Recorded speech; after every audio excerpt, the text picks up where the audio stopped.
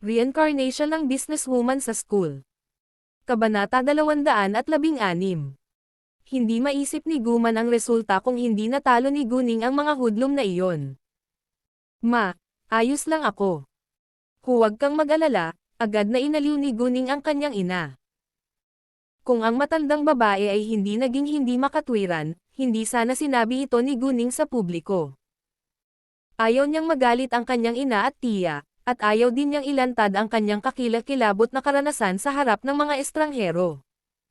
Hindi rin napigilan ni Guching ang pag-iyak. Binatukan niya ang matandang babae, paano ka naging malupit? Umalis ka na agad. Wala akong nanay na katulad mo. Sa oras na iyon, walang nag-iisip na hindi nararapat ang ugali ni Guching, dahil karapat-dapat ito sa matandang babae. Lahat ay may simpatiya para kay Guman, Guching at Guning ngayon.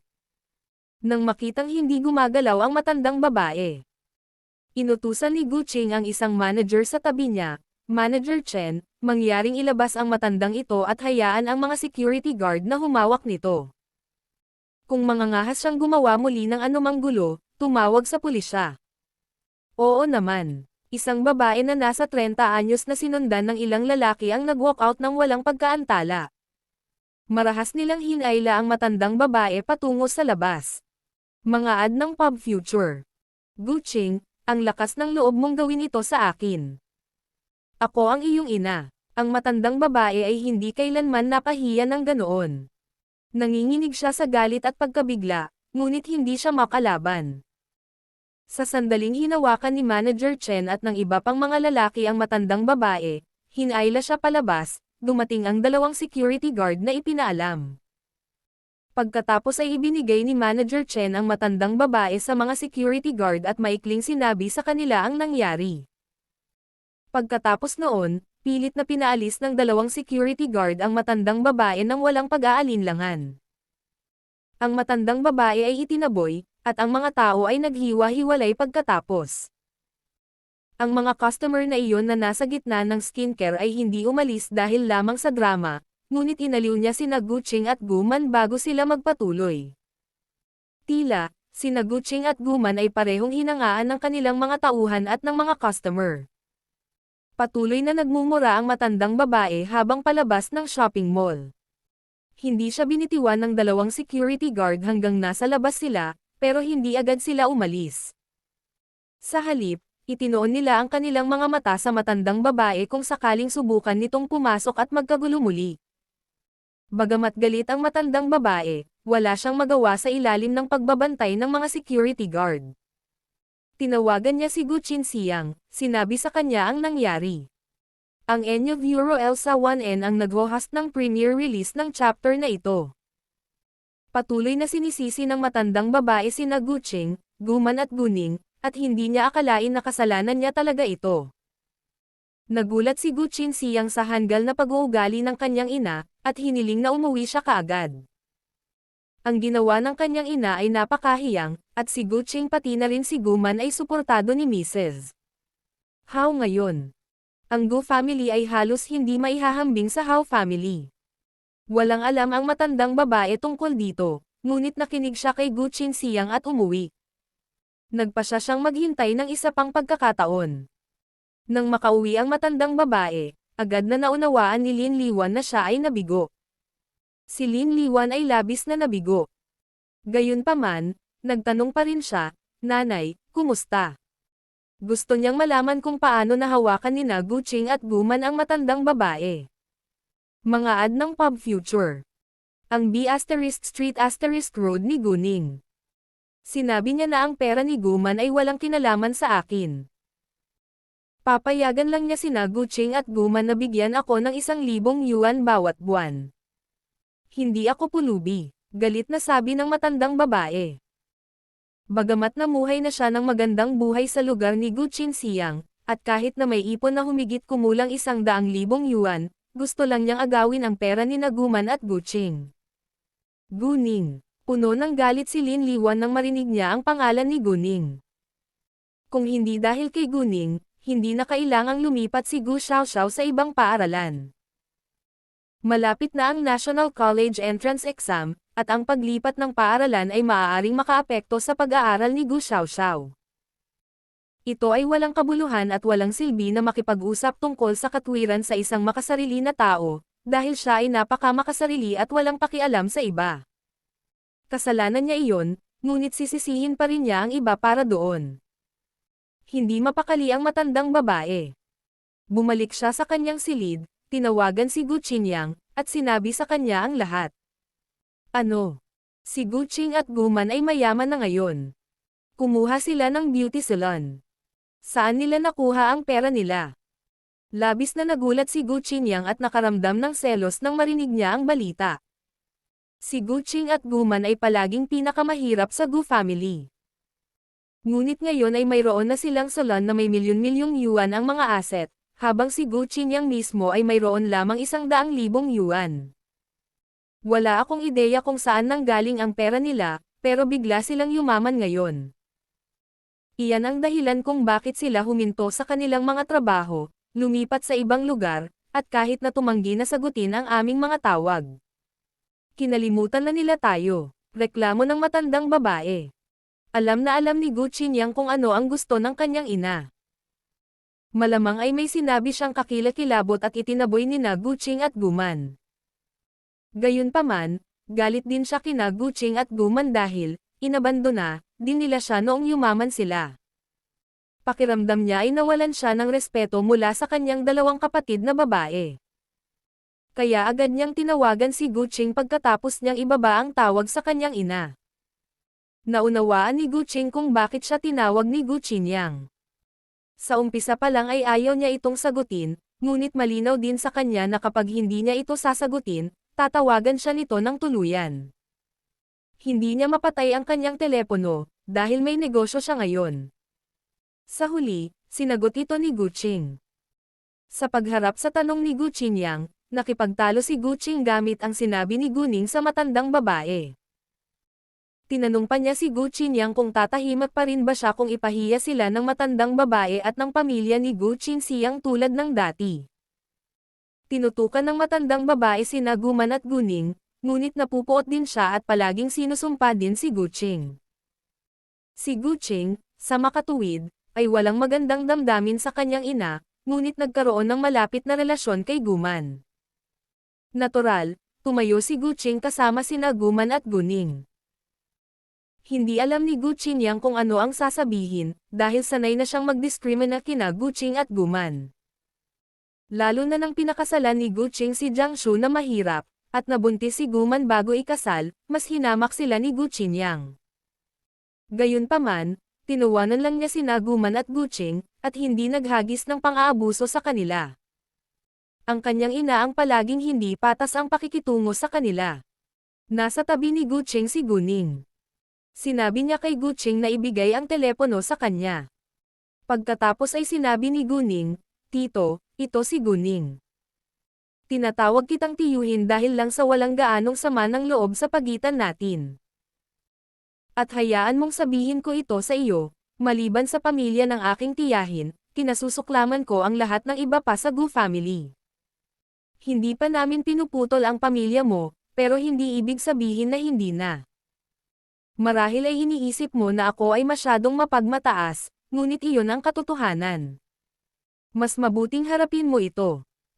Kung kukunin mo pa rin ang aking ina at ang aking tiyahin bilang iyong mga kapatid, mangyaring itigil ang pakikialam sa aming mga personal na gawain.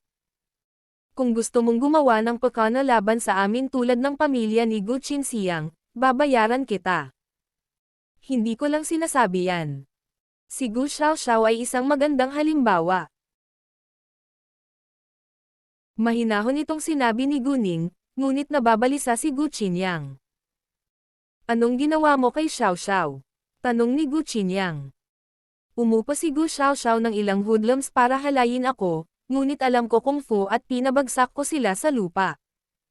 Siya noon ay pinaalis ng aming paaralan. Ipinakalat ko ang balita sa lungsod F, at walang paaralan ang gustong tumanggap sa kanya. Kailangan niyang umalis sa City F.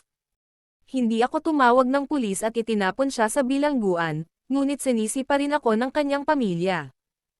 Wala akong pakialam sa kanila ngayon. Kung may manggahas na saktan ako, babayaran ko talaga siya. Hindi naisip ni Guning na sabihin kay Gu Qinyang ang mga detalye, dahil plano niyang paalalahanan siya na kumilos. Walang intensyon si Guning na putulin ang pamilya ni Gu Qinyang, sa ngayon. Inimbitahan ng pamilya ni Gu Qinyang sina Gu Qing at Gu Man na kumain ng magkasama noong sila ay nasa CTF noong nakaraang pagkakataon. Na nangangahulugang itinuring pa rin ni Gu Qinyang sina Gu Qing at Gu Man bilang kanyang pamilya, kahit na hindi niya gusto ang kanyang mga kapatid na babae. Walang pakialam si Guning sa Gu family, ngunit sila ay pamilya ni Gu Qing at Gu Man kung tutuusin. Bagamat nabigo na sina Gu Qing at Gu Man sa kanila, hinanggad pa rin nila ang pangangalaga at pagmamahal mula sa kanilang pamilya sa kaibuturan ng kanilang mga puso. Hanggat kumilos si Gu Qinyang, hindi siya puputulan ni Guning. Gayunpaman, kung magplano siya laban sa kanya tulad ng pamilya ni Gu Qinxiang, hindi rin magiging mabait si Guning sa kanya. Nang marinig iyon, hindi napigilan ni Gu Qinyang na magsalita ng mahabang malamig na hininga.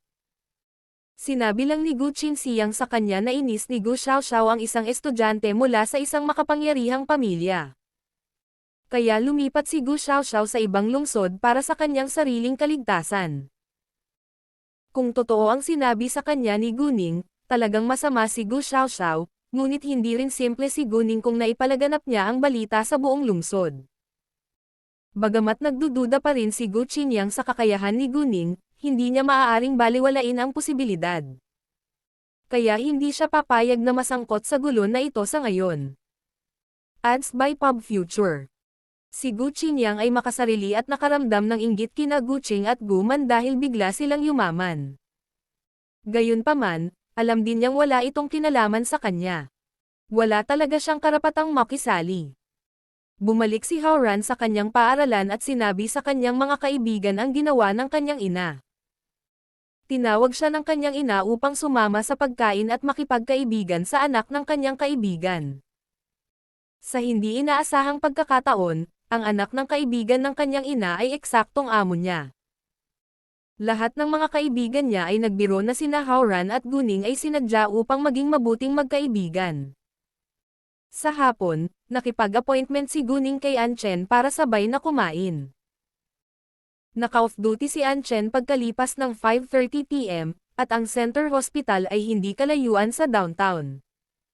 Ilang minuto lang bago makarating doon sakay ng kotse. Dumating si Guning sa restaurant bago mag-alas 5:30 ng hapon, at dumating si Anchen bago mag-alas 5:40 ng hapon. Ningning. Nasa sabik si Anchen na makita si Guning. Hay! Agad na tumayo si Guning para salubungin siya. Sa wakas tinawag mo na ako. Kanina ko pa hinihintay ang tawag mo. Malapit na ang National College Entrance Exam, at natakot akong maapektuhan ang pag-aaral mo kaya hindi ako naglakas loob na tawagan ka, bahagyang reklamo ni Anchen. Medyo napahiya si Guning. Hindi siya abala sa pag-aaral. Sa halip, abala siya sa paglipad patungong CTG para harapin ang negosyo. Naging abala ako nitong mga araw na ito, ngunit tinawagan kita sa sandaling malaya ako, paliwanag ni Guning. Sige, pinapatawad na kita, sabi ni Anchen. Hindi talaga siya galit kay Guning, dahil naiintindihan niya na si Guning bilang senior student ay kailangang abala sa pag-aaral at mga takdang aralin sa paaralan. Ano ang gusto mong makuha? Ibinigay ni Guning ang menu kay Anchen. Ads by Pub Future. Kinuha ito ni Anchen at binasa saglit.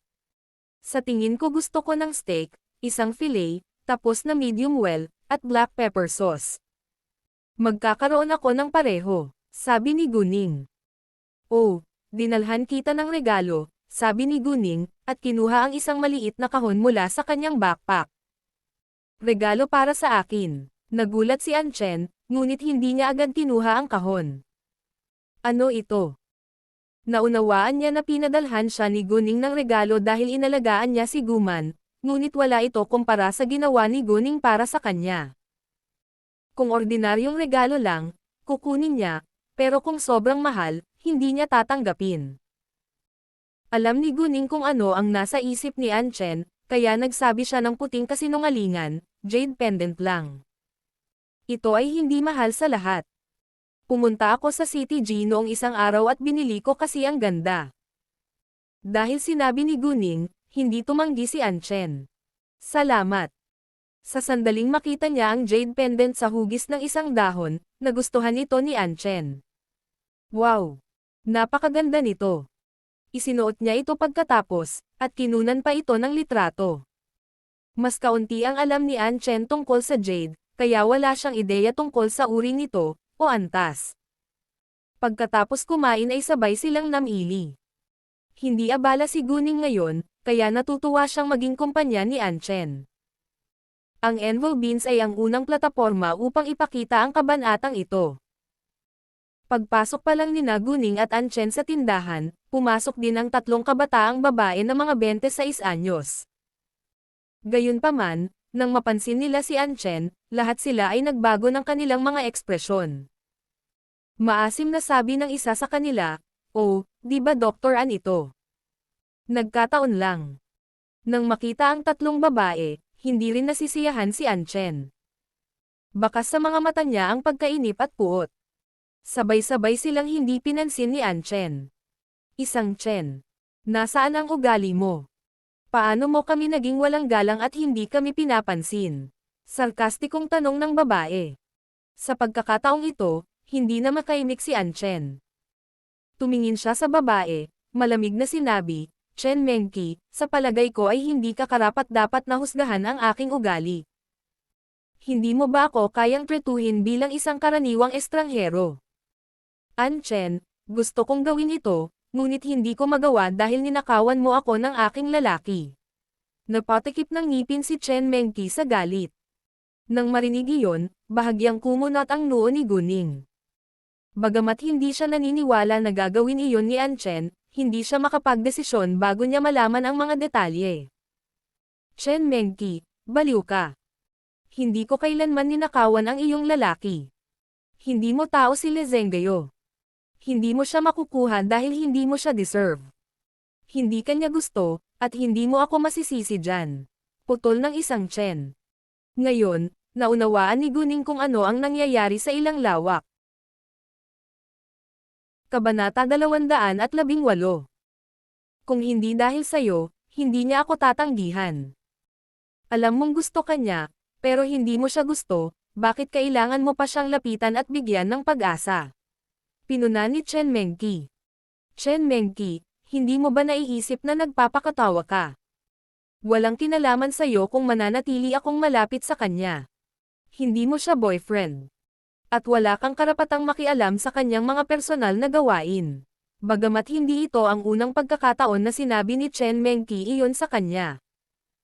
Iniisip pa rin ni Anchen na ito ay katawa-tawa tuwing naririnig niya ito. Gayunpaman, sinabi niya na ikaw lamang ang gusto niya. Nagseselos si Chen Mengqi. Ano ngayon? Wala itong kinalaman sa iyo, sagot ni Anchen. Ikaw. Hindi alam ni Chen Mengqi kung paano sasagutin. Kung sino ang nagustuhan ni Le Zhengguo ay talagang walang kinalaman sa kanya, ngunit dahil si Anchen lang ang gusto ni Le Zhengguo wala siyang pagkakataon. Maaari lamang niyang sisihin at kaputin si Anchen. Sa oras na iyon, isang tindera ang lumapit at pinaalalahanan sila. Huwag po kayong makipagtalo sa aming tindahan. Mayroong iba pang mga mamimili dito. Salamat. Mga ad ng Pub Future. Hanggat itinikom ng miss na ito ang kanyang bibig, magiging maayos kami. Sabi ni Anchen. Si Chen Mengqi ang may kasalanan, hindi siya. Hanggat hindi siya pinipili ni Chen Mengqi, hindi siya makikipagtalo sa kanya sa publiko. Pagkatapos noon, hindi pinansin ni Anchen si Chen Mengqi, tumalikod upang mamili ng damit. Bagamat naapektuhan ang mood ni Anchen, interesado pa rin siya sa mga nakaistilong damit sa harap ng kanyang mga mata. Itinuro ni Anchen ang isang damit na nakasabit sa dingding. Pakiusap, hayaan mo akong subukan ang isang ito. Ang inaugural na pag-upload ng kabanatang ito ay naganap sa pamamagitan ng N0V3LB1N. Galit na galit si Chen Mengqi, ngunit hindi ito ang tamang oras para magpatuloy sa pakikipagtalo. Nawala na ang mukha niya kaya umalis na siya kaagad. Nang mawala si Chen Mengqi, sinabi ni An Chen kay Guning, nakilala ko si Le Zhenggayo noong 10 anyos pa lang ako. Ang aming mga pamilya ay magkakilala sa maraming henerasyon. Hindi kami pamilya ni Le Zhenggayo, pero higit pa kami sa pamilya. May isang babae lang sa pamilya ko kaya lagi niya akong inaalagaan na parang kuya ko siya. Kaya nasanay na akong nasa tabi ko siya bilang kuya ko. I can't face his affection towards me for now, but I'm not running away from it also. Alam din niyang kuya lang siya sa paningin ko, pero ayaw niyang sumuko. Kung ganoon, mayroon kaming kasunduan. Kung hindi ako makakatagpo ng lalaking mahal ko bago ako maging 30, magpapakasal kami. I know it's unfair to him, but the rules in love really aren't fair. Talo ang unang umibig. Sinabi ni An Chen kay Guning ang lahat, dahil kailangan niyang makipag-usap sa isang tao ngayon. Sumang-ayon si Guning kay An Chen sa kanyang sinabi. Ang mga patakaran sa pag-ibig ay talagang hindi patas. Ang unang umibig ay natalo. Hindi bababasa, sina An Chen at Le Zhenggayo ay tunay na nagmamalasakit sa isa't isa, kahit na tinatrito nila ang isa't isa na parang pamilya. Gayunpaman, kahit na ang pag-iibigan at pag-ibig ay maaaring maging pagmamahal sa pamilya pagkatapos ng kasal. Ang katotohanang si An Chen ay gumawa ng kasunduan kay Le Zhenggayo ay nagpatunay sa posibilidad na sila ni Le Zhenggayo ay maaaring maging pamilya. Ningning, halika at tingnan mo. Kung mayroon kang anumang gusto, hayaan mo akong bumili para sa iyo, sabi ni An Chen. Ang mga damit sa tindahang ito ay isang medium level na brand, at hindi masyadong mahal, kaya hindi nag-atubili si Guning. Pumili siya ng sombrero na gusto niya. Sa tingin ko ang sombrero na ito ay hindi masama. Bumili si An Chen ng sweater, coat, at skirt. Nang maglaon, naghiwalay sina An Chen at Guning pagkatapos mamili. Hindi agad umuwi si Guning, ngunit pumunta sa bundok ng Yuntay. Matagal na niyang na-delay ang scavenger hunt, at nagpa siya siyang tingnan dahil libre na siya ngayon. Walang umaakyat sa bundok sa gabi, kaya medyo tahimik sa bundok Yuntay. Wala ring mahahalagang bagay, kaya walang naka-duty sa gabi. May mga kamera sa pasukan, ngunit ganap na madilim ang paligid. Madaling nakapasok si Guning sa pamamagitan ng pag-akyat sa dingding. Mga ad ng Pub Future.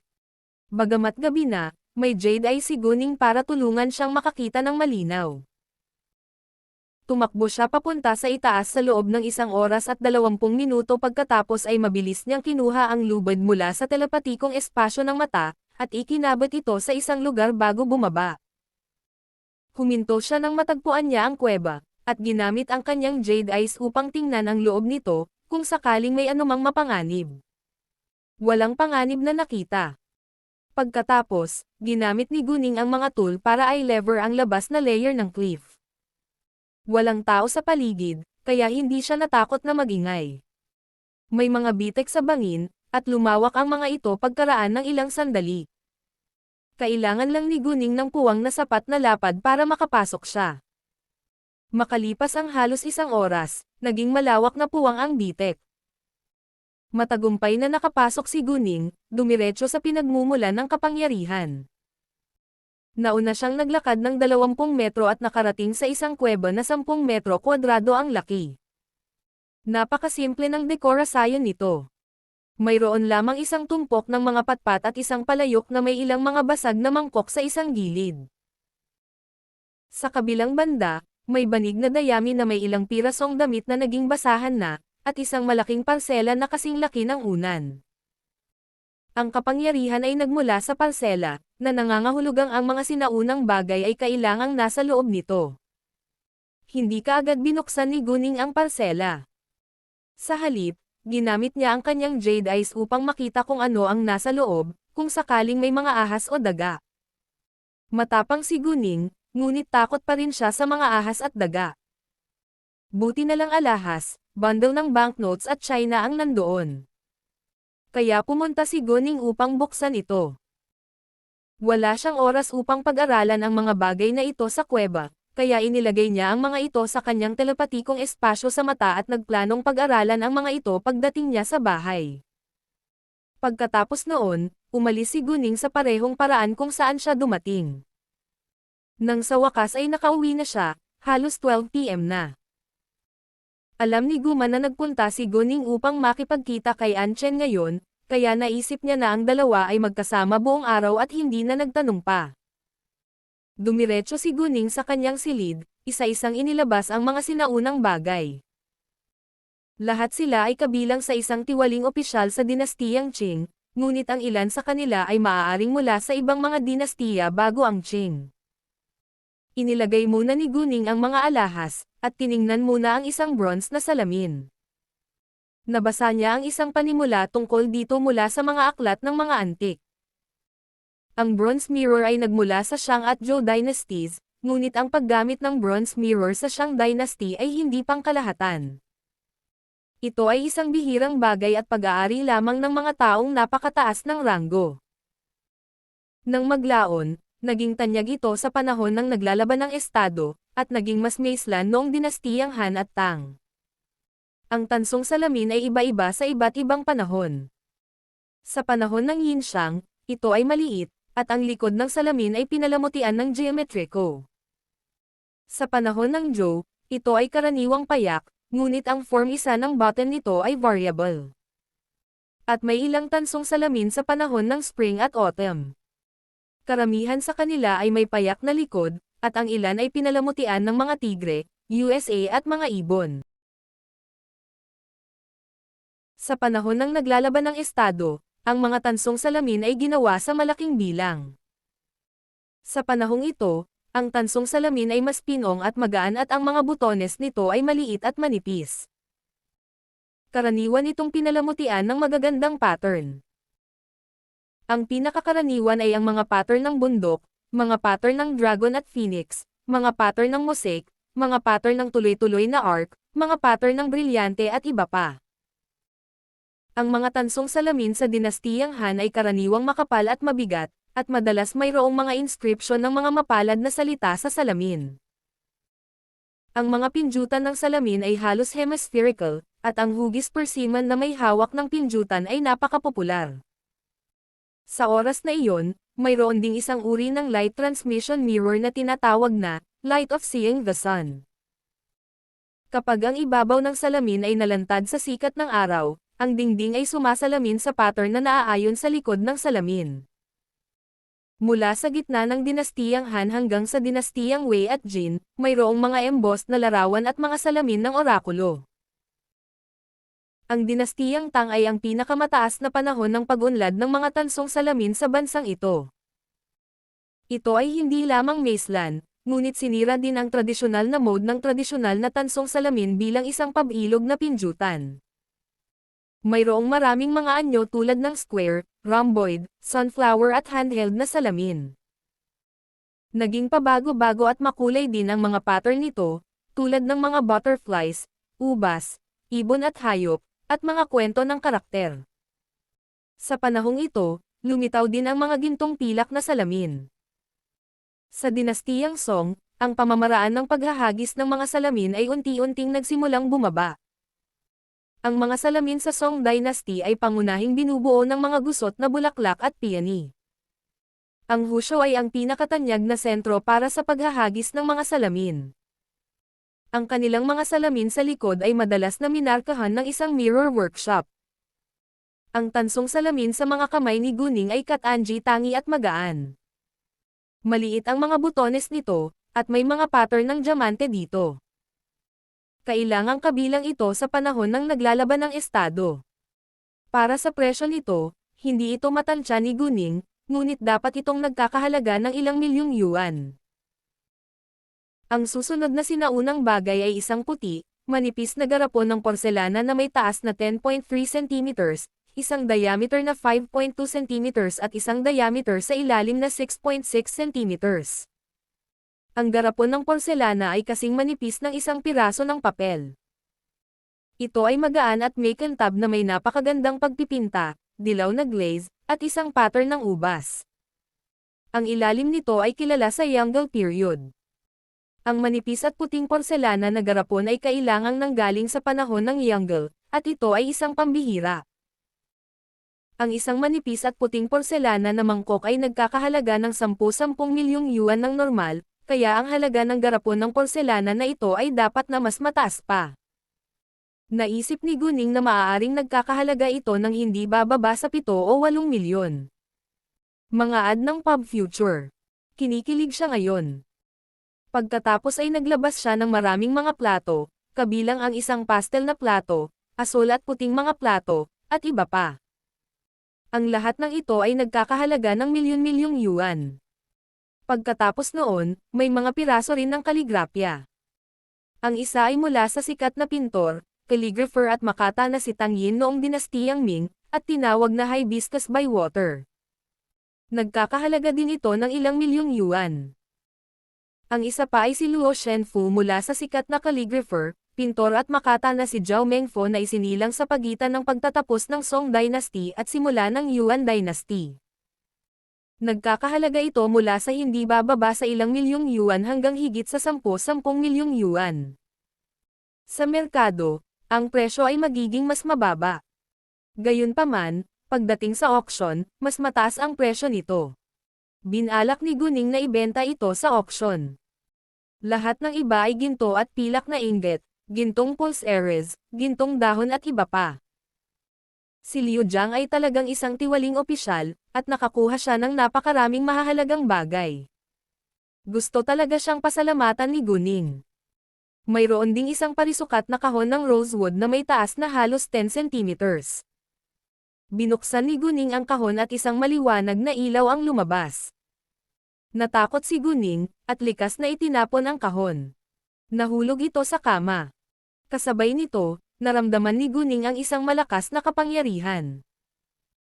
Bagamat napakalakas ng kapangyarihan kaya hindi na makapaghintay si Guning na makuha ito, pinigilan niya ang kanyang pagnanasa at nagpas siyang maghintay hanggang sa makita niya ito ng malinaw. Sa sandaling makita ni Guning kung ano ang nasa loob, inikat niya ang kanyang mga mata sa gulat. Isa itong night luminescent pearl na kasing laki ng 2 itlog. Nagkakahalaga ito ng hindi bababa sa mahigit 10 milyong yuan. Maliban sa halaga nito, ang kapangyarihan nito ang pinakamalakas na naranasan ni Guning. Ang night luminescent pearl ay isang bihirang hiyas, at may maraming palayaw. Maaari nitong makuha ang kakanyahan at kapangyarihan mula sa buwan at araw ng mag-isa. Ibig sabihin, hanggat dinadala ni Guning itong night luminescent pearl na ito, automatiko niyang makukuha ang kapangyarihan. Ang night luminescent pearl na ito ang pinakamahalagang bagay na natagpuan ni Guning mula sa scavenger hunt na ito. Sa makatuwid, hindi niya ibebenta ang night luminescent na perlas na ito, ngunit itinago niya ito para sa kanyang sariling paggamit. Mga ad ng Pub Future. Nang makuha ni Guning ang kapangyarihan ng night luminescent pearl sa telepathic eye space, nagbago ang espasyo at nadobol muli. 4 na metro kwadrado ang laki nito ngayon, at napabuti rin ang transparency nito. Pagkatapos noon, inilagay ni Guning ang lahat sa kanyang jade eyes bago siya humiga. Kulang siya sa pera ngayon, ngunit hindi pa rin ito sapat kahit na ibenta niya ang lahat ng mga sinaunang bagay. Kaya nagpa siya si Guning na dahan-dahan, at maghintay para sa mga auction. Buti na lang at walang nangyaring masama sa mga sumunod na araw. Si Gu Qinxiang ay hindi nagdulot ng mas maraming problema kina Gu Qing at Guman. Si Chen Ziyao ay pumasok sa mga klase, ngunit palagi siyang inilalayo ng iba sa kanyang paaralan. Ang kanyang mga kaklase ay patuloy na pinapuna ang kanyang masamang pag-uugali at siya ay nabuhay sa pagkabalisa sa buong araw. Ilang beses na niyang nakita si Guning, ngunit hindi siya nang ahas na makita ang kanyang paningin. Gayunpaman, kapag dumaan si Guning, titig na titig siya sa kanya, na parang papatayin siya. Kinamumuhian ni Chen Ziyao si Guning hanggang sa mamatay, ngunit hindi niya alam kung ano ang gagawin, kaya't nalulunok lamang niya ang kanyang galit. Sa CTG, walang ginawa ang Hangyan Real Estate pagkatapos makuha ng Shenghua Real Estate ang Zhengyang Street. Maaring parang ganoon, pero palihim na silang nagpaplano. Dahil hindi pa nagsisimula ang Shenghua Real Estate na magtayo ng mga gusali sa Zhengyang Street, may plano si Fang Changsheng na gawin sa mga site ng Shenghua Real Estate sa CTF. Kaya, ito lamang ang kapayapaan bago ang malaking bagyo. Naging maayos din ang Jade Beauty Jewelry. Bagamat bumaba ang mga kita nito pagkatapos ng unang 3 araw, mas mahusay pa rin ang mga benta nito kaysa sa mga normal na tindahan ng alahas. Ang tanging ikinagalit ni Guning ay ang pagkawala ni Leng Xiaoteng sa loob ng maraming araw, at wala pa rin siyang narinig mula sa kanya. Nag-aalala siya, ngunit ginagampanan ng lalaki ang kanyang mga gawain, kaya hindi siya handang abalahin siya. Gayunpaman, hindi ito mapayapa sa Li family. Si Li Zenzhen ay nagkulong sa silid sa loob ng 2 araw. Hindi siya kumain, ni uminom, na nagpasindek sa kanyang pamilya. Hindi niya binuksan ang pinto, kaya kinailangan itong sirain ni Li Zhenyu. Natagpuan niya si Li Zenzhen na halos mawalan ng malay, at agad itong ipinadala sa ospital. Tinanong ng kanyang pamilya si Li Zenzhen kung bakit niya ginawa iyon, ngunit hindi umimik si Li Zenzhen. Ang kanyang pamilya kahit na ginawa niya ito dahil kay Qin Yifan. Ngunit hindi ito makatuwiran, dahil maraming beses nang tinanggihan ni Qin Yifan si Li Zenzhen, at hindi kailanman naging ganoon ang ugali ni Li Zenzhen. Ang debut release ng chapter na ito ay nangyari sa NF Euro LB1N. Saka bakit? Nabigo ang kanyang pamilya na malaman ang dahilan. Biglang naisip ni Li Zhenyu si Su Jing, na matalik na kaibigan ni Li Zenzhen, kaya't tinawagan niya si Su Jing nang walang pagkaantala. Dahil alam niya kung ano ang nangyari kay Li Zenzhen. Hindi na nagulat si Su Jing, dahil nasa napakasamang kondisyon din siya ngayon, ngunit para maiwasang malaman ng kanyang pamilya, sinubukan ni Su Jing ang kanyang makakaya na kumain sa harap nila. Kaya ang kanyang pisikal na kondisyon ay hindi kasing sakit ni Li Zenzhen. Galit na galit siya kina Lin Wenkong at Yuan Senador kaya't sabik siyang patayin sila, ngunit alam din niyang hindi ito praktikal. Sa pagharap sa mga tanong ni Li Zhenyu, sumagot si Su Jing na hindi siya malinaw, ngunit bibisitahin niya si Li Zenzhen. Maingat na naglagay ng makeup si Su Jing upang matakpan ang kanyang mapanglo na hitsura bago siya umalis sa kanyang tahanan. Pagdating niya sa ospital ay si Li Zhenyu lang ang nasa tabi ni Li Zenzhen. Sinabi ni Su Jing na gusto niyang makausap si Li Zenzhen ng mag-isa, kaya nag-walk out si Li Zhenyu. Zenzhen, sorry talaga.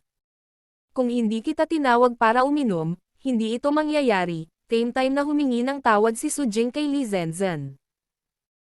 Natural na galit si Li Zenzhen kay Su Jing dahil gaya nga ng sinabi niya, kung hindi niya siya tinawag para uminom, wala sa mga iyon ang mangyayari. Gayunpaman, pumayag siyang uminom sa kanila ng mag-isa, at biktima rin si Su Jing. Nanatiling tahimik si Li Zenzhen, kaya hindi alam ni Su Jing kung ano ang susunod na sasabihin. Ang Enya 00V Euro Elsa 1N ang nag-host ng premiere release ng chapter na ito. Pagkaraan ng mahabang panahon, ibinuka ni Li Zenzhen ang kanyang bibig. Su Jing, gusto mo bang mag-higanti? Oo pero paano? Mukhang nagalit si Su Jing. Mayroon silang mga video at larawan sa kanilang mga kamay. Hanggat patay na sila, walang makakaalam nito, sabi ni Li Zenzhen. May pakiramdam ng pagpatay sa kanyang walang laman na mga mata. Nang marinig iyon, nanginig si Su Jing. Paano sila namatay? Ayaw niyang ipagsapalaran ang kanyang buhay. Siyempre naiintindihan ni Li Zenzhen kung ano ang nasa isip ni Su Jing, at ganoon din ang iniisip niya. Relax, magiging okay tayo. Mga ad ng Pub Future. Sa tanghalian noong Huwebes, biglang nagring ang telepono ni Guning. Nang makita ang tumatawag, agad na lumiwanag ang mukha ni Guning. Hi, sabi niya sa malambing na tono. Ang hindi pangkaraniwang reaksyon ni Guning ay nagpapataas ng curiosity ng iba. Parang kinilig ang amo nila. Kumain ka na ba? Malumanay na tanong ni Leng Xiaoteng. Oo, kumakain ako ngayon. Ikaw naman, tanong ni Guning. Hindi pa, pero malapit na, sabi ni Leng Xiaoteng. Natapos mo na ba ang iyong gawain? Tanong ni Guning. Oo, ngunit abala pa rin ako sa ibang trabaho, kaya hindi ako makakapunta sa iyo ngayon, sagot ni Leng Xiaoteng. Ayos lang. Magtrabaho ka muna, at magkikita tayo kapag libre ka na. Naunawaan ito ni Guning. Ilang sandali pa ay ibinaba na nila ang tawag. Pagkatapos ay napagtanto ni Guning na pinag-aaralan ni Chu Pihan at ng iba pa ang kanyang mukha, naghahanap ng tsismis. Medyo natarante si Guning. Boss, in love ka ba? Lumapit si Chu Pihan kay Guning. Ang iba ay nakatitig din sa kanya na may nag-aalab na kuryosidad. Oo, biglang sabi ni Guning. Talaga? Wow! Nagulat silang lahat at sabay-sabay na pinalibutan si Guning. Boss, ano ang hitsura niya? Anong ginagawa niya? May litrato ka ba sa kanya? Gwapo siya, isang opisyal ng militar, at wala akong litrato, sagot ni Guning. Excited na silang marinig na gwapo ang boyfriend ng kanilang amo. At hinangaan nila siya dahil isa siyang opisyal ng militar. Gayunpaman, nadismaya sila na walang litrato niya. Ipapakilala ko siya sa iyo in the future. Halika, ipagpatuloy natin ang pagsasanay pagkatapos ng tanghalian. Tinapos ni Guning ang paksa. Nagalit sila dahil wala silang makitang mga larawan ng nobyo ng kanilang amo, ngunit lahat sila ay naghihintay na makilala siya. Mga ad ng pub future. Nang magsisimula na ang kanilang mga klase, si Guning at ang kanyang mga kaibigan ay papunta na sa kanilang mga silid-aralan. Biglang may lumabas na larawan sa paningin ni Guning. Isang construction worker ang nagtatrabaho sa napakataas na antas, ngunit nahulog sa maikling panahon. Nagpumiglas siya ng ilang segundo bago siya namatay. Napatulala si Guning. Ano ang nangyayari? Bakit lumitaw ang ganoong larawan sa kanyang paningin? Bakit parang totoo? Ito ba ay isang predictive na kakayahan? Saka nasaan ang construction site? Agad na naisip ni Guning ang isang kasalukuyang construction site ng Shenghua Real Estate. Naramdaman niya na kailangang may mali. Kung siya ay may kakayahang manghula, ang mahuhulaan niya ay malamang na may kinalaman sa kanyang sarili, at ang tanging naiisip niya ngayon ay ang construction site ng Shenghua Real Estate. Hao-ran, pwede mo bang ipahiram sa akin ang kotse mo?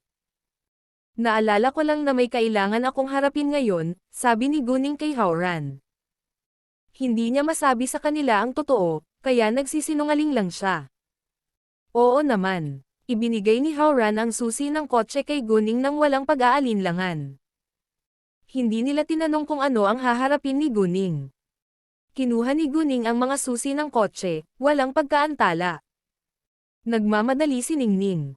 May emergency ba? Medyo nag-alala si Yumixi. Mukhang importante, pero sa tingin ko kakayanin ito ng boss, sabi ni Moke. Bagamat lahat sila ay naniniwala kay Guning, hindi nila maiwasang mag-alala. Dirdiretsong tumakbo si Guning sa parking lot pagkatapos ay pinona ang kotse sa napakabilis na bilis.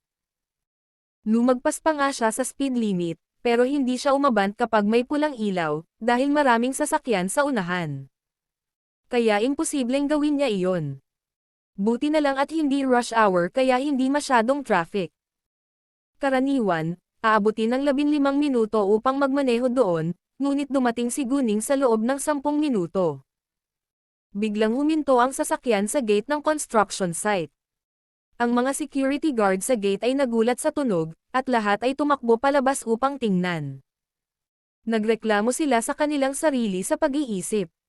Bakit pinahinto ng batang babae ang kotse sa sobrang pagmamadali? Bumaba si Guning sa kotse na may hawak na Shenghua Real Estate Pass, naglalakad patungo sa construction site. Inihanda iyon ng isang guangyaw para kay Guning kanina, para makapasok siya sa kumpanya o sa construction site anumang oras. Napansin ng isang security guard na siya ay isang estudyante na nakauniporme ng paaralan, kaya gusto niya itong pigilan. Sa hindi inaasahang pagkakataon, nang makalapit siya, ipinakita sa kanya ni Guning ang kanyang pass. Siyempre hindi naniniwala ang security guard na worker siya dito, pero hindi na siya nagtanong pa dahil may pass siya. Kaya pinapasok niya ito. Gayunpaman, bago siya makapasok sa loob, kailangan niyang magsuot ng helmet. Sa sandaling pumasok si Guning sa construction site, tumakbo siya papunta sa gusaling makikita sa larawan. Lahat ng tao sa paligid niya ay nalilito, at walang ideya kung ano ang nangyayari. Talagang hindi nila alam na may aksidenteng magaganap sa lalong madaling panahon, at kung gaano ito kaseryoso ay nasa Guning na ngayon. Gayunpaman, nahuli pa rin si Guning. Nang malapit na siya sa gusali, nakarinig siya ng nakakatakot na bulalas na sinundan ng isang lalaking nahulog mula sa ikalimang palapag. Mula sa predictive na larawan. Ang construction worker ay mamamatay sa loob ng ilang segundo. Ngunit siya ay bumagsak na, at si Guning ay nabigo na pigilan ito, kaya maaari lamang siyang magbigay ng pangunang lunas sa loob ng ilang segundo bago siya mamatay. Ang nakakakilabot na tandang ay umakit sa mga pasyalan ng mga tao. Gayunpaman, bago nila napagtanto ang nangyari, narinig nila ang isang malakas na tunog mula sa katawan na tumama sa lupa. Ngayon, lahat ay natulala sa eksena. Dumating si Guning sa gusali nang bumagsak ang manggagawa, kaya agad niyang ipinatong ang kanyang mga kamay sa dibdib nito, na nagbigay sa kanya ng kapangyarihan. Pagkalipas ng ilang segundo, sa wakas ay napagtanto ng mga tao sa kanilang paligid na isang aksidente ang nangyari, at lahat ay nagtipon sa paligid. Hoy, anong ginagawa mo dito? Eksakto. Anong ginagawa mo? Tuloy-tuloy na tinanong ng mga tao si Guning, ngunit agad silang binatukan ni Guning, tumahimik nga kayo, at tumawag ng ambulansya ngayon din. Nang marinig iyon, may kinuha kaagad ang kanyang telepono, tumawag ng ambulansya. Nabali ang tadyang ng construction worker, nasira lahat ang internal organs, at bali rin ang kanang binti.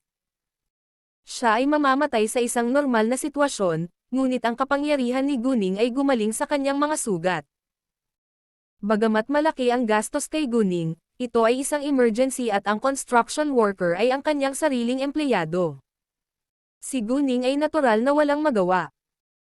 Bukod dito, kung may namatay sa construction site at lumabas ang balita, maaapektuhan ang reputasyon ng kumpanya at magdududa ang feng shui ng mga gusali nito. Hindi ganap na pinagaling ni Guning ang empleyado, ngunit pinigilan lamang siya nito na mamatay. Kung hindi man lang siya nasugatan o medyo nasira lang pagkatapos mahulog mula sa ganoong kataas na antas, ito ay kakaiba. Nagulat ang construction worker nang malaman niyang buhay pa siya pagkatapos niyang magising, at may dampi ng pagkabigo at ayaw na sumilay sa kanyang mga mata.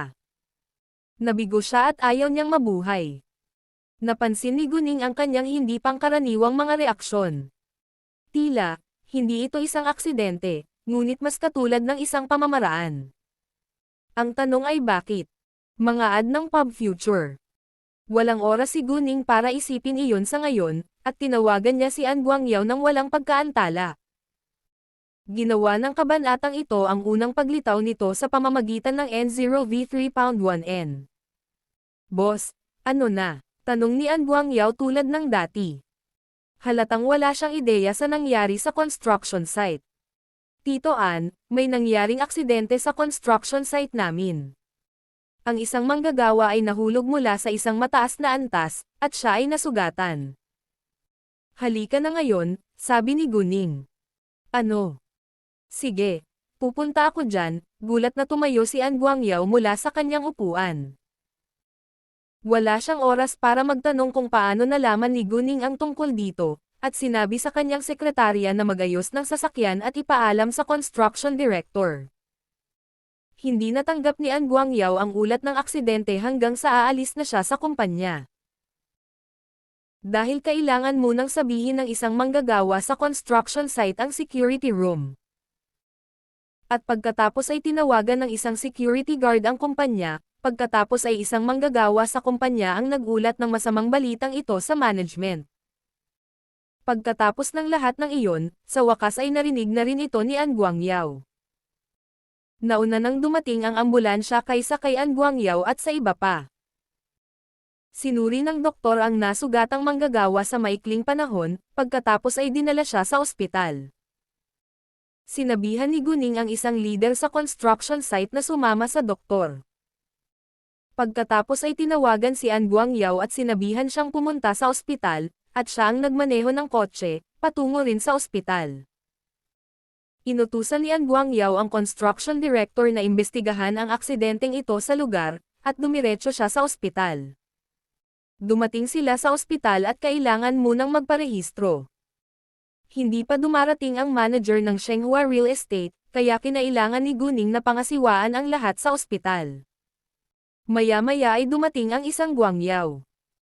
Pumunta ang kanyang sekretarya para alagaan ang nasugatan na construction worker, at nakipag-usap siya kay Guning.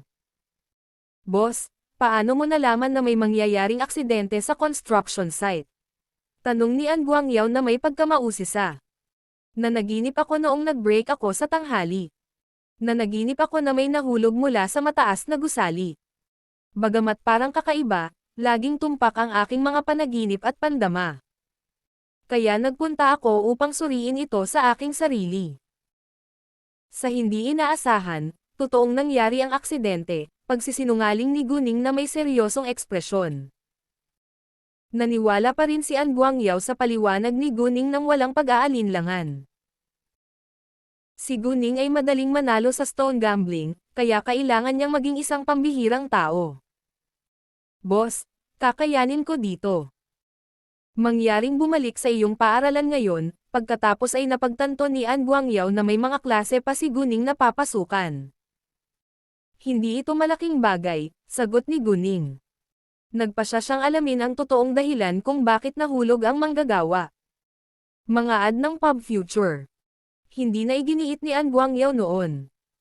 Hindi nagtagal, lumabas ang ulat ng pagsusuri ng nasugatang manggagawa. Nabali ang isang tadyang, bahagyang nasira ang mga laman loob, at bali rin ang kanang binti. Sa kabutihang palad, ang kanyang mga pinsala ay hindi malala, at ang kanyang buhay ay nailigtas. Pagkatapos noon, kinailangan niyang operahan at manatili sa ospital ng ilang araw. Sinabi ni Guning kay An Guangyao na ayusin ang isang karaniwang hiwalay na ward para sa napinsalang manggagawa, at pumayag si An Guangyao. May mga karaniwang magkahiwalay na ward at VIP na magkakahiwalay na ward. Ngunit kahit na ang isang normal na hiwalay na ward ay mas mahusay kaysa sa isang ward na pinagsasaluhan ng maraming pasyente. Pagkatapos ay umikot si Guning sa hiwalay na ward. Naglagay siya ng bag sa gilid ng kama at isang nakatagong kamera sa ilalim ng TV bago siya umalis. Nang bumalik si Guning sa kanyang paaralan, tapos na ang kanilang mga klase. Hindi pumasok si Guning, ngunit nagpadala ng mensahe kay Howran. Naghihintay siya sa kanya sa malapit na parking lot. Hindi komportable na wala siyang kotse, ngunit nagplano si Guning na bumili ng isa pagkatapos niyang pumasok sa kolehiyo sa kabisera. Si Guning ay may suot na Bluetooth earphones mula noong umalis siya sa ospital. Nakakonekta ang mga earphones sa bag sa hiwalay na ward, ngunit wala pa siyang narinig na kapakipakinabang. Nang lumabas si Howran at ang iba pa, ibinalik ni Guning ang sasakyan kay Howran, at tumakbo siya pabalik sa Fenghua Luxury Mansion pagkatapos. Habang nasa daan, nakatanggap si Guning ng mensahe mula sa isang kumpanya ng paghahatid. Ang kanyang parsela ay nailagay na sa isang storage locker sa unang palapag. Ipinadala ni Zhou Zhenghong ang parsela sa kanya. Ang jade pendant na in-order ni Guning ay nasa parsela. Bukas ay ang kaarawan ni Chu Peihan, at ang jade pendant na ito ay ang kanyang regalo sa kaarawan. Isang regalo na nagkakahalaga ng daan-daang libong yuan ang inihatid ng isang karaniwang kumpanya ng paghahatid. At talagang hindi nag-alala si Guning tungkol sa kaligtasan nito. Kinuha ni Guning ang parsela nang makauwi siya, at nagpadala siya ng mensahe kay Zhou Zhenghong na nagsasabi sa kanya na nakarating ito ng ligtas. Pagkatapos ay kinuha niya ang kanyang laptop mula sa telepathic eye space sa kanyang silid, at binuksan ang video na ipinapadala mula sa nakatagong kamera. Lahat ay mukhang maayos. Ang nasugatan na construction worker ay tinawag na Wang Mao. Dumating ang kanyang pamilya upang bisitahin siya at nakuha ang kabayaran mula sa Shenghua Real Estate. Natakot ang ilan sa mga manggagawa na nangyari ang ganoong kakilakilabot na aksidente sa construction site. Ngunit nangako ang kumpanya na aalamin ang totoong dahilan at panatilihin silang ligtas, kaya mabilis silang kumalma. Bandang alas 8 ng gabi, umalis ang asawa ni Wang Mao sa ward upang bumili ng pagkain para sa kanya.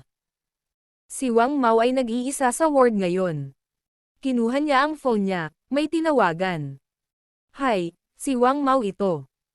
Nagawa ko na ang hiniling mo, ngunit buhay pa ako, sabi ni Wang Mao. Nang marinig iyon, dumilat si Guning. Sa wakas ay lumitaw ang tunay na manggugulo. Malinaw na sinadya ni Wang Mao na nahulog mula sa mataas na antas, ngunit sino ang nasa likod nito? Basura ka. Dahil nabigo ka, hindi ko ibibigay sa iyo ang natitirang 150,000 yuan. Maaari mong kunin ang 50,000 yuan na deposito bilang iyong bayad sa pangangasiwa, ngunit huwag mo akong ipagkanulo. Kung hindi, papatayin ang buong pamilya mo, pagbabante ng isa pang lalaki.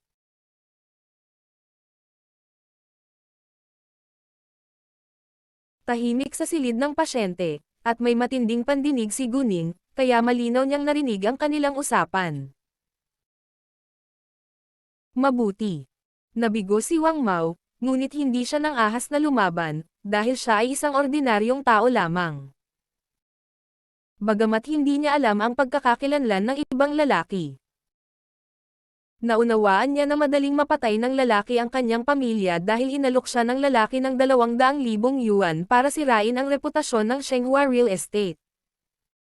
Ang nakatagong kamera na itinakda ni Guning ay nasa likod mismo ni Wang Mao. Ginawa niya iyon para makita ang screen ng phone niya. Agad na tiningnan ni Guning ang numero ng tumatawag. Ang numero ay mula sa City G. Lungsod G. Ang unang ideya na lumitaw sa isip ni Guning ay ang Hangyan Real Estate, dahil nakakuha siya ng isang kumikitang deal mula sa kanila.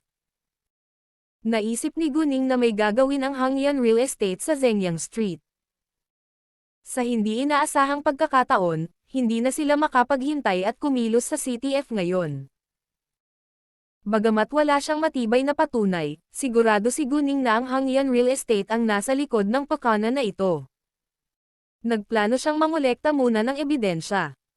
Mga ad ng Pub Future.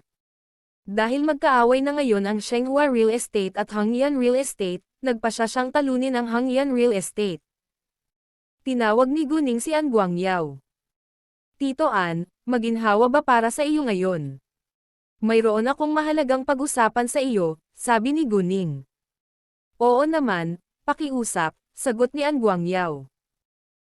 Hindi dahil sa isang aksidente kundi dahil sa isang pakana na nahulog si Wang Mao mula sa gusali, dagdag ni Guning. Ano? Isang scheme. Ang isang Guangyao ay namangha. Oo. Mukha siyang dismayado nang malaman niyang buhay pa siya, na isang abnormal na reaksyon. Kaya nag-set up ako ng bug at hidden camera sa kanyang ward, at narinig ko ang pakikipag-usap niya sa ibang lalaki sa telepono. Sinabi niya na ginawa niya ang sinabi sa kanya, ngunit nabigo, sabi ni Guning. Nakahinga ng maluwag si An Guangyao. Nagulat siya sa matinding sentido ni Guning. Napagtanto ni An Guangyao kung bakit siya hiniling ni Guning na ayusin ang isang hiwalay na ward para kay Wang Mao. Maginhawa para sa kanya ang pagmasdan siya, at binigyan din siya nito ng pagkakataong ilantad ang kanyang sarili. Samantala, medyo napahiya si An Guangyao. Kung hindi pa sinabi ni Guning sa kanya, iisipin niyang isa lang itong normal na aksidente. Nagpatuloy si Guning. Ang lokasyon ng numero ng kanyang tumatawag ay CTG, kaya sa palagay ko kailangan ng Hangyan Real Estate. Hangyan Real Estate. How dare they do that in CTF? Galit si An Guangyao. Naunawaan din niya na ang Hangyan Real Estate ay hindi susuko sa Zhengyang Street, ngunit sa kanyang sorpresa, hindi sila makapaghintay at inatake sila mismo sa CTF. Ano ang susunod nating gagawin? Tanong ni An Guangyao. Gusto niyang malaman ang opinyon ni Guning. Nabigo ang Hangyan Real Estate sa pagkakataong ito, ngunit sigurado ako na hindi sila titigil. Kailangan mong maging mas maingat. Kung sinubukan ng ilang manggagawa na magdulot ng gulo o lumikha ng gulo sa lugar ng konstruksyon, isulat ang kanilang mga pangalan at bantayan silang mabuti upang mangolekta ng ebidensya. Kung gusto nilang umalis, hayaan mo sila, ngunit ilagay ang kanilang mga pangalan sa blacklist. Huwag mo na silang upahan muli, sabi ni Guning. Karaniwan na ang mga aksidenteng nangyari sa mga construction site. Hanggat kakayanin ito ng kumpanya ng maayos, magiging maayos. Mga ad ng Pub Future. Oo naman, sagot ni An Guangyao. Kinabukasan, kumalat ang balita. Hindi naman ito seryosong aksidente, pero may mga sadyang gumawa ng tsismis at bigla itong naging malaking balita. Hindi mahalaga kung ito ay totoo o hindi, ang mga tao ay unti-unting nagsimulang maniwala dito. Ang mga alingaw-ngaw ay lubhang nakaapekto sa construction site at reputasyon ng Shenghua. Kahit natapos na ang mga gusali, walang gustong bumili ng mga bahay ngayon, at maaaring mawalan ng malaking pera ang kumpanya. Ang pinagmulan ng debo ng kabanata na ito ay maaaring masubaybayan sa N0V3LB1N. Sa katunayan, ang mga gusali ay halos tapos na, at maraming mga bahay ang malapit ng ibenta. Gayunpaman, karamihan sa mga potensyal na mamimili ay sumuko sa ideya na bumili ng bahay doon pagkatapos na sumakay ang balita. Ang ilang kumpanya ng real estate na nakipagkompetensya para sa lupaing ito ay nagalak din sa malas ni Shenghua, lalo na si Wu Lianqin, na may matagal ng sama ng loob kay An Guangyao. Gayunpaman, alam nilang lahat na ito ay isang pangkaraniwang aksidente lamang, na siyang dahilan kung bakit ang bawat kumpanya ng real estate ay nagbabayad ng malaki para sa insurance. Ito ay nakasalalay sa kumpanya upang mahawakan ito ng maayos.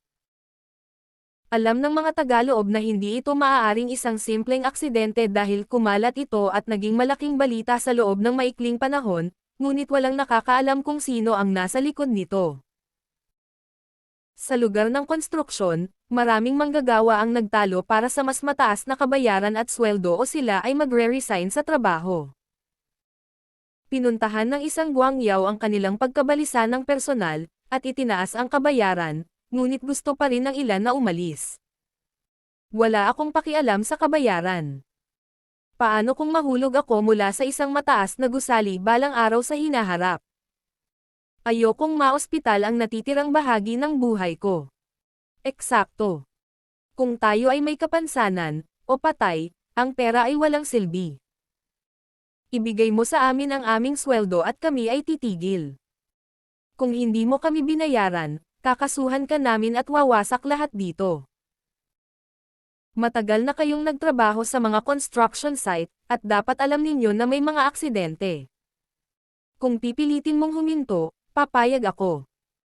Ang Shenghua Real Estate ay kayang bayaran kayong lahat, sabi ni An Guangyao.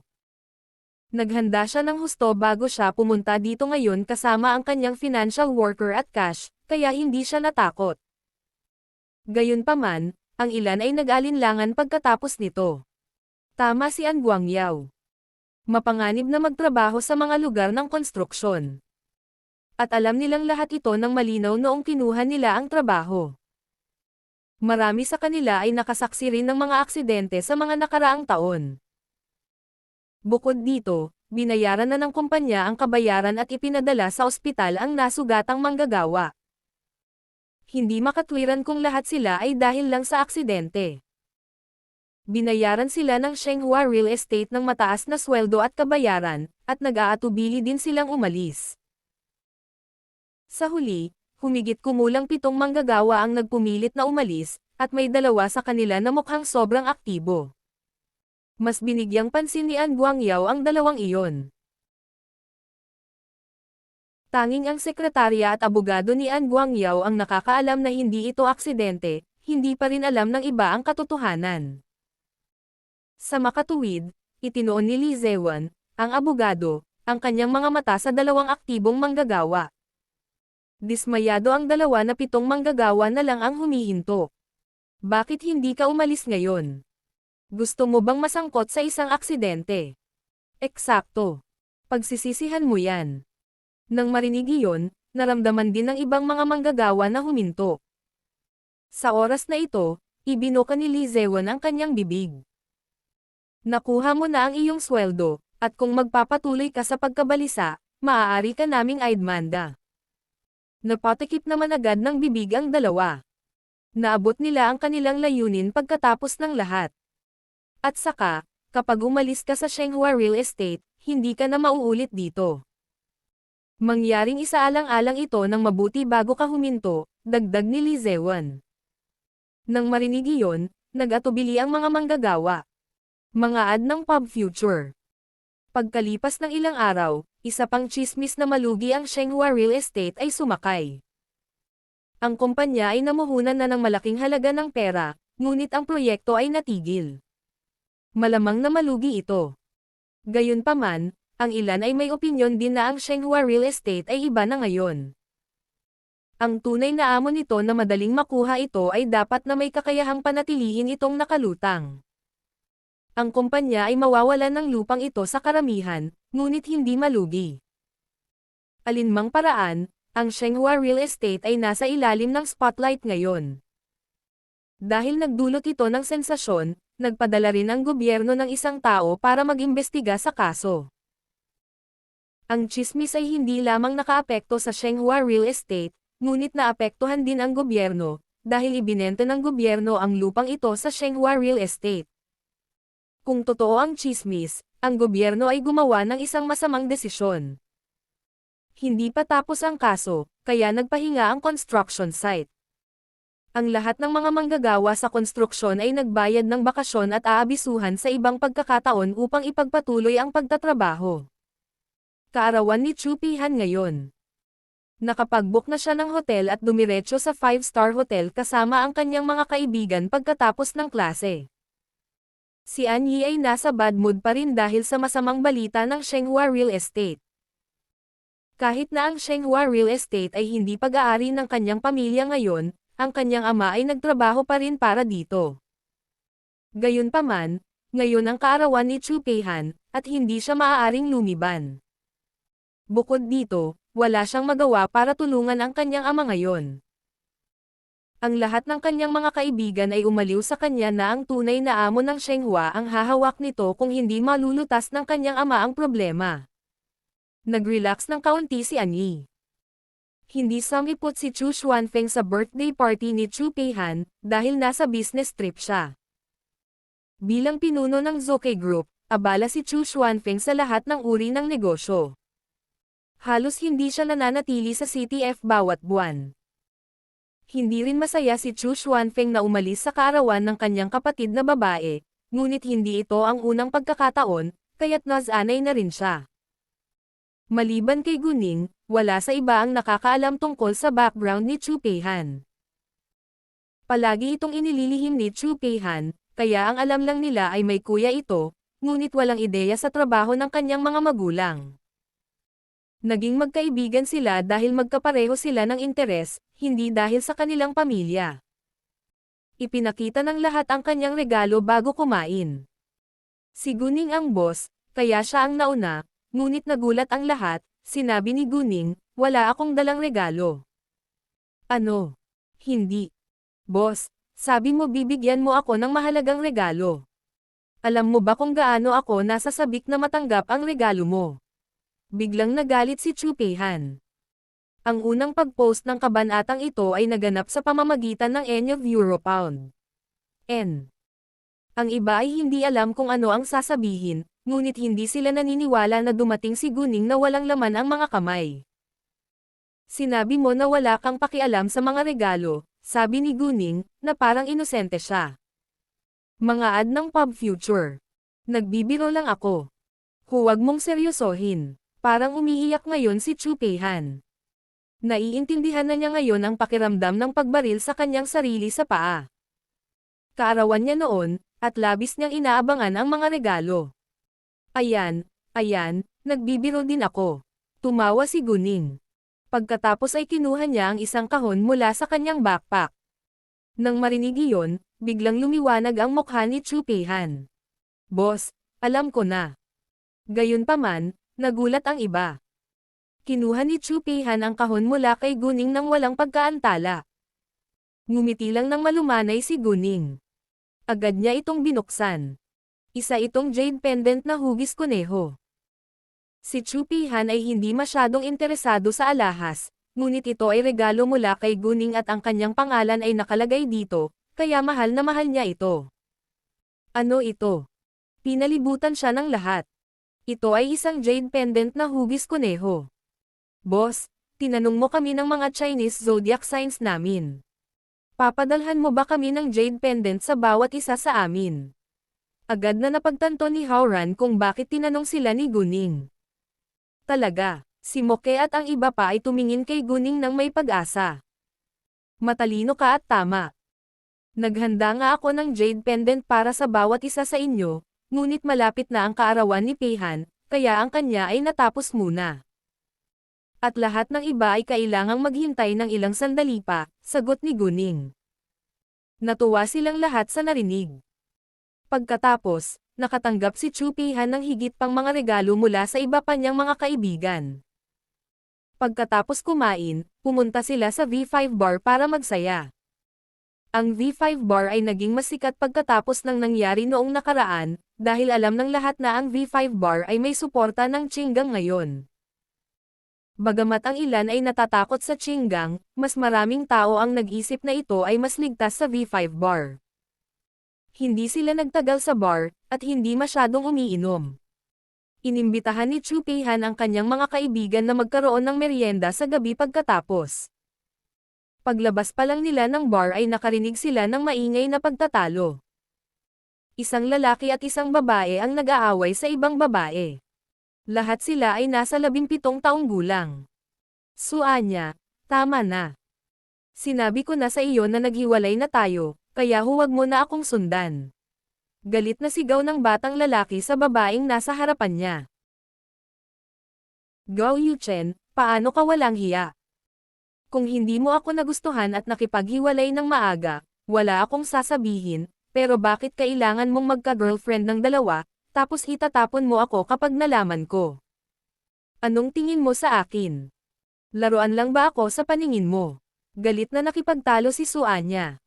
Si Suanya ay hindi mukhang malungkot, ngunit mas naiinis. Nang marinig iyon, agad na naramdaman ni Guning ang babaeng tinatawag na Suanya. Galit din siya. Suanya, ano sa tingin mo? Isa ka lang magandang babae na magaling mag-aral. Si Yuchen ang tagapagmana mula sa isang napakayaman na pamilya, samantalang ang iyong pamilya ay napaka-ordinaryo.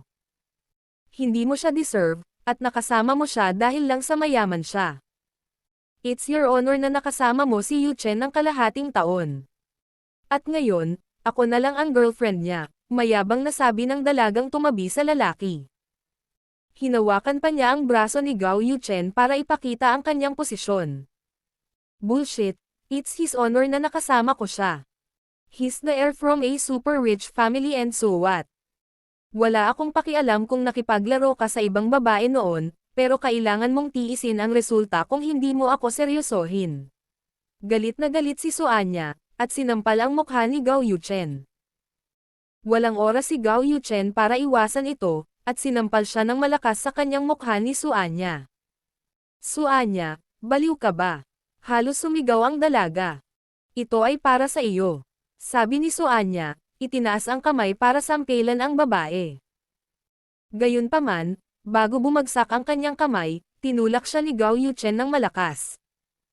Si Suanya ay itinulak palayo at natisod sa gilid ng bangkita, nahulog sa gitna ng kalsada. Sa oras na ito, isang pribadong sasakyan ang nagmaneho ng napakabilis. Huli na para huminto. Ang unang pag-post ng kabanatang ito ay naganap sa pamamagitan ng N of Europound. N. Nagulat ang lahat sa paligid. Muntik nang mabangga ng sasakyan si Suanya, ngunit lahat sila ay natigilan, nakatayo. Gayunpaman, sa sandaling ito, isang kamay ang humawak sa kamay ni Suanya at hinayla siya pabalik sa bangkita ng walang pag-aalinlangan. Namiss lang ng sasakyan si Suanya at huminto kaagad. Kung hindi binawi si Suanya, napatay na sana siya. Mga ad ng pub future. Lahat ay tumingin sa taong nagligtas kay Suanya ng may paghanga. Si Suanya ay labis na natakot at nanginginig sa gulat. Halos hindi siya makatayo. At ang taong nagligtas kay Su Anya ay eksaktong si Guning. Boss, okay ka lang ba? Sabay-sabay na tumakbo si Howran at ang iba pa sa kanya. Bagamat mukhang maayos si Guning, nag-aalala pa rin sila. Okay lang ako, sabi ni Guning. Nang makitang ligtas si Su Anya, gamaan ang loob ni Gao Yuchen, ngunit wala siyang intensyon na humingi ng tawad at lumayo. Maghintay, pinigilan siya ni Guning. Bagamat wala itong kinalaman sa kanya, hindi niya napigilan ang kanyang pagnanais na punahin si Gao Yuchen ng may galit. Ano, tila hindi nasisiyahan si Gao Yuchen. Muntik mo na siyang patayin, at aalis ka na lang ng ganoon. Malamig na tanong ni Guning. Mabuti na siya ngayon, sagot ni Gao Yuchen na may pagkainip. Okay lang siya dahil iniligtas ko siya, ngunit hindi mo maaaring talikuran ang iyong responsibilidad, sabi ni Guning. Hindi ko sinasadya, sabi ni Gao Yuchen na may paghamak. Wala man lang siyang nararamdamang guilt. Dapat humingi ka ng tawad. Pinuna ni Guning. Ikaw, nairita si Gao Yuchen sa ugali ni Guning. Sino ka? At sino ka sa tingin mo? Hindi naman importante. Ang punto ay dapat kang mahiya sa iyong ginawa. Galit na sabi ni Guning. Paano kung hindi ako, at ano ang magagawa niya? Mayabang na sabi ni Gao Yuchen, at binigyan si Su Anya ng tingin ng hindi gusto. Alam niyang hindi alam ni Su Anya kung ano ang gagawin sa kanya. Nabawi na ni Su Anya ang kanyang isip, ngunit nabigla pa rin. Nang makitang napakasama ni Gao Yuchen, galit na galit siya ngayon. Gao Yuchen, Wu Xinyo, babayaran kita balang araw sa hinaharap. Pagkatapos noon, hinailan ni Su Anya si Guning tumalikod at umalis. Mga ad ng Pub Future. Hindi tumanggi si Guning, ngunit sumunod sa kanya sa pag-alis. Ikaw, parehong galit sina Gao Yuchen at Wu Xinyo sa banta ni Su Anya, ngunit hindi nila akalain na ang isang ordinaryong babae na tulad niya ay maaaring gumawa ng anumang bagay para saktan sila. Sinundan din ni Howran at ng iba pa si Su Anya. Sa tingin ko, malamang na walang mabuting tao sa mundong ito. Napabuntong hininga si Chu Peihan, umiling-iling. Nang marinig iyon, agad na sumagot si Howran at ang iba pang mga lalaki, Hoy, huwag mong sabihin iyan dahil lang sa batang iyon. Isa akong mabuting tao sa harap mo. Ako rin. Ako rin. Sa tingin ko ay hindi, naisip ni Chu Peihan. Maaari silang magbago sa hinaharap. Hindi tumigil si Su Anya hanggang sa makalayo na sila. Yumuko siya kay Guning, at taos-pusong nagpasalamat sa kanya. Maraming salamat sa pagligtas sa buhay ko. Kung hindi dahil sa'yo, patay na ako. No big deal, sabi ni Guning. Oh, sabay tayo mag-night snack, sabi ni Su Anya. Sigurado ka bang nasa mood kang kumain? Tanong ni Guning.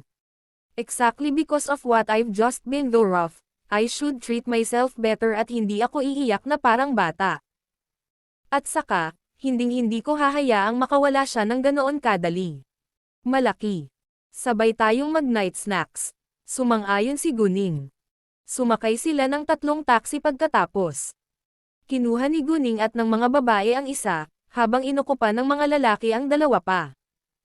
Oh, ang pangalan ko ay Su Anya. Senior ako sa isang high school. Ikaw naman, tanong ni Su Anya. Ang pangalan ko ay Guning. Ito si Chu Peihan, at siya si Yumixi. Senior na tayo sa 3 high school, sabi ni Guning. Nang maglaon, nagtipon sila sa isang kalye ng mga merienda sa gabi. Si Su Anya at ang iba ay nagpakilala sa isa't isa bago sila pumasok sa isang kainan na madalas puntahan ni Howran. Si Su Anya ay isang outgoing girl din, kaya madali para sa kanya na maging bahagi nila. Nagpalitan din sila ng kanilang mga numero ng telepono at WeChat account, at handa silang magtipon sa susunod na pagkakataon. Pagkatapos ng night snack, umalis sila sa iba't ibang direksyon. Tinawag ni Chu Peihan at Howran ang kanilang mga pribadong tsuper. Sina Yumixi at Anyi ay nagbahagi ng sasakyan kay Chu Peihan, habang si Howran ay papauwiin sina Qin Zixen at Zhang Tianping. Nasa ibang direksyon ang tahanan ni Moke, kaya sumakay siya ng taxi mag-isa. Siya ay isang batang lalaki, kaya hindi ito magiging mapanganib. Sa kanilang pag-uusap, nalaman ni Guning na si Su Anya ay nakatira din sa Fenghua Luxury Mansion, kaya sabay-sabay na umuwi ang dalawa. Alam ng lahat na nagawang protektahan ni Guning ang kanyang sarili at ang kanyang mga kaibigan, kaya hindi sila nag-aalala tungkol sa kanilang kaligtasan. Pagkarating nila sa Fenghua Luxury Mansion, nagtanong si Guning, "Kailangan mo ba akong pauwiin?" "Hindi, salamat, ayos lang." "Ligtas dito," pagtanggi ni Su Anya. Ayaw pa niyang malaman ni Guning ang tunay niyang pagkatao. Mga ad ng Pub Future. "Sige, bye-bye," hindi iginiit ni Guning. Sa mga sumunod na araw, ang Shenghua Real Estate ay nasa gitna pa rin ng walang katapusang tsismis. Maging ang mga kawani sa Shenghua ay nagtrabaho sa pagkabalisa. Mabibigo ba ang Shenghua Real Estate? Ang Shenghua Real Estate ay hindi tumugon sa labas o sa loob. Walang nakakaalam kung ano ang susunod na pinaplanong gawin ng Shenghua Real Estate. Tinawagan ni Zhou Zhenghong si Guning pagkatapos ng aksidente, ngunit sinabihan siya ni Guning na magpahinga at magiging maayos ang Shenghua Real Estate. Nang marinig ang nakaka-relax na tono ni Guning, naunawaan ni Zhou Zhenghong na kakayanin ito ni Guning ng maayos. Tinanong din ni Jiang Shu si Guning tungkol sa aksidente.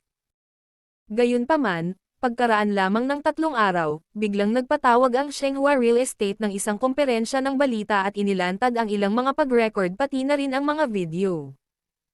Ang unang recording ay noong kausap ni Wang Mao ang isang misteryosong lalaki sa telepono. Ang misteryosong lalaki ay ang marketing manager ng Hangyan Real Estate sa CTG, Ren Kang. Ang pangalawang pag-record at video ay nagpakita ng 2 manggagawa na nagudyok sa ibang mga manggagawa na magwelga na palihim na nakikipagkita kay Ren Kang. Si Ren Kang ang naging sanhi ng aksidente at sadyang nagpakalat ng mga tsismis para sirain ang reputasyon at patuloy na proyekto ng Shenghua Real Estate. Ang Shenghua Real Estate ay lubhang naapektuhan at nawalan ng malaking pera. Nilinaw ng kinatawan nito na kakasuhan ng Shenghua ang Hangyan Real Estate. Pagkatapos ng news conference, nagulat ang lahat.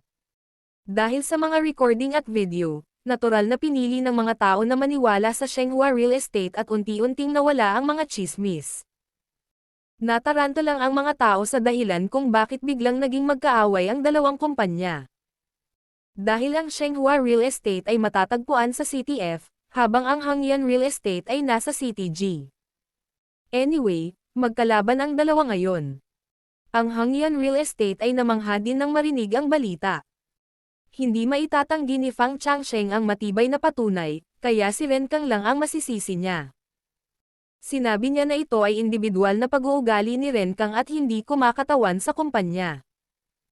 Gayunpaman, kapag nakalimutan ng mga tao ang iskandalo na ito, pananatilihin ni Fang Changsheng na ligtas si Ren Kang. Sa pagharap sa panggigipit ni Fang Changsheng, kinailangang tiisin ni Ren Kang ang singil. Mga ad ng Pub Future. Nagbigay ng opisyal na paliwanag si Hangyan na si Ren Kang ang may pananagutan sa pagkuha ng Zhengyang Street. At kinasusuklaman niya ang katotohanang naayos na ng Shenghua Real Estate ang deal sa harap niya, kaya sinubukan niyang maghiganti kay Shenghua. Ito ay isang makatwirang paliwanag, kaya karamihan sa mga tao ay naniwala dito, ngunit mayroon ding maraming mga tao ang hindi bumili nito. Alam ng maraming tagaloob na si Fang Changsheng ay isang makasarili at masamang tao, at malamang na inutusan niya si Ren Kang na gawin iyon. Gayunpaman, hindi nakakolekta si Guning ng ebidensya upang ipakita na si Fang Changsheng ay konektado kay Ren Kang sa iskandalo na ito, kaya ligtas si Fang Changsheng sa ngayon. At ito ay simula pa lamang ng kompetisyon sa pagitan ng Shenghua Real Estate at Hangyan Real Estate. Pagkatapos ng nangyari, nagpasya si Guning na sirain si Hangyan. Nagpasya siyang kolektahin ang maruruming sikreto ng Hangyan Real Estate, at naisip niya ang isang tao na maaaring makatulong ng husto. Siya ang sikat na hacker na si Kay na maraming nakipag-ugnayan kay Guning sa kanyang nakaraang pagkakatawang tao. Gayunpaman, mayroon siyang kakaibang ugali, at napakahirap na kunin siya upang gumawa ng isang bagay. Maliban na lang kung interesado siya dito, at challenge ito sa kanya, kung hindi man ay parang insulto iyon sa kanyang IQ. Samantala, kailangan mong magbayad ng 1/4 ng iyong mga ari-arian upang kunin siya, at ang iyong mga ari-arian ay kailangang matugunan ang kanyang mga pangunahing pamantayan. Hindi isang hamon para kay Kay na kunin ang mga maruruming sikreto ng Hongyan Real Estate, at hindi rin siya interesado rito. Kahit na binayaran siya ni Guning ng lahat ng kanyang mga ari-arian, malamang na hindi niya ito gagawin, dahil ang pera ay wala sa kanyang paningin. Ang tanging bagay na hindi niya kulang sa mundong ito ay pera, at humiling lamang siya ng napakataas na bayad para sa kasiyahan. Gayunpaman, alam ni Guning kung ano ang gusto ni Kay. Naparalisa ang kanyang mga paa matapos ang isang aksidente 5 taon na ang nakararaan, at ngayon ay nakagalaw na lamang siya sa tulong ng kanyang wheelchair. Sa makatuwid, ang tanging bagay na gusto niya sa mundong ito ay muling maglakad gamit ang kanyang mga paa. At mayroon na si Guning ng kanyang mahiwagang kapangyarihan ngayon. Hanggat nabubuhay siya, maaari niyang gamutin ang anumang sakit, ngunit hindi niya alam kung matutulungan niya ang kanyang mga binti na mabawi ang dati. Gayunpaman, hindi pa rin kapanipaniwala para sa mga normal na tao na muling maglakad. Kumpiyansa si Guning na papayag si Kay na tulungan siya. Nagplano rin siyang pagalingin si Kay sa mahabang panahon, para mas matulungan siya nito. Nakuha ng Shenghua Real Estate ang kabayaran sa huli, at sa wakas ay bumalik sa normal muli ang construction site. Ang mga gustong makitang mabaigo si Shenghua ay ginawa lamang ng biro ang kanilang sarili, at ang Shenghua Real Estate ay naging mas malakas pagkatapos ng gulo na ito. Matagumpay nitong naaga ang lupa mula sa real estate tycoon sa CTG. Kasabay nito, ang mga construction worker na umalis sa Shenghua Real Estate ay labis na nanghihinayang ngayon. Para naman kay Wang Mao at sa dalawa pang tumanggap ng suhol mula kay Renkang, pinarusahan din sila ayon sa batas. Si Renkang lang ang nakaligtas dito. Bagamat siya ang pangunahing may pananagutan sa kaguluhang ito. Hindi niya kayang bayaran ang buong kabayaran, kaya gumamit si Fang Changsheng ng dahilan para tulungan si Renkang na bayaran ang kompensasyon sa Shenghua Real Estate. Pagkatapos nito, bumaling si Fang Changsheng sa vice-alkalde, si Liu Shikun upang protektahan si Renkang. Ang Enyo Euro LB1N ang unang plataporma na naglalahad ng kabanatang ito. Sa hindi inaasahan, si Liu Shikun ay hindi nang ahas na tulungan siya dahil ayaw niyang madamay.